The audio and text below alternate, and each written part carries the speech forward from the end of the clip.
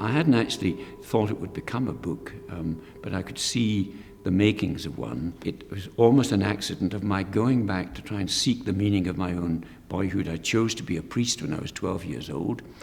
Now, I was an ordinary wee boy. I roamed the hills. I suppose I was a romantic wee boy. And so I fell in love with it, this great drama of giving your life away to this celestial lover, this God who called you. And of course, the thing you discover is you never can give your life away because you're always inside it. You know, you carry yourself with it. And I ended up as a bishop who found he couldn't stay in the church. Old St. Paul's was a potent but dangerous place for someone like me to come to, haunted as I was by the ghost of my failure to give myself away utterly to God. I was the first married priest to have been appointed rector of Old St. Paul's, and there were people, myself included, who wondered if they had not been given spoiled goods.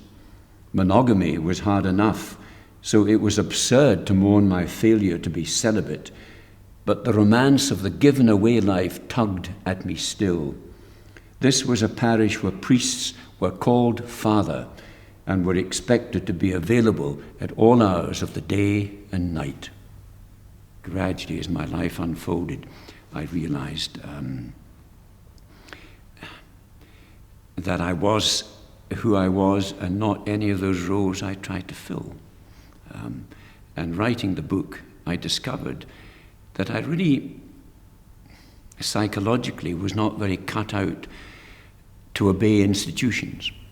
The real values of spirituality, of poetry, of metaphor, of understanding that life is more than getting and spending, it's more than biology. There is something about us humans. We thirst for something that we call soul. We have more needs than simply the material.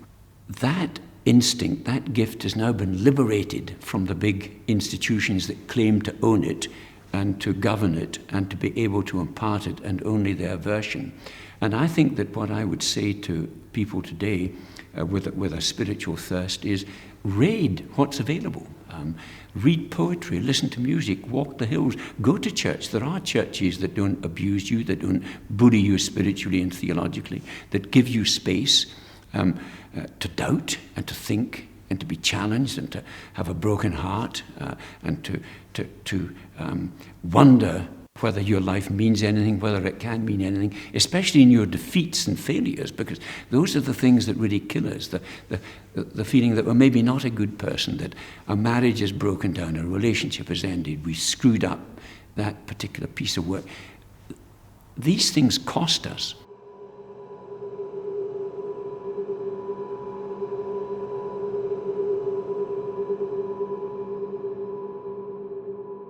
Who are we? Does it ultimately mean? I don't know.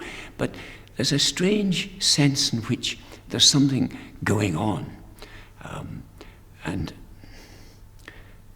spiritual institutions keep that opening for us.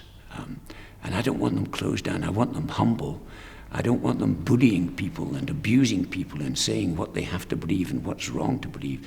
But I do want them as spaces where people can sit and listen and think and be open to this extraordinary mystery that life is. The hard thing about coming to this place is glimpsing the young man I was 50 years ago, brimming with ideals, taking this same walk, earnestly conversing with a companion, and completely unaware of the spring and drive of his own character and where it would lead him.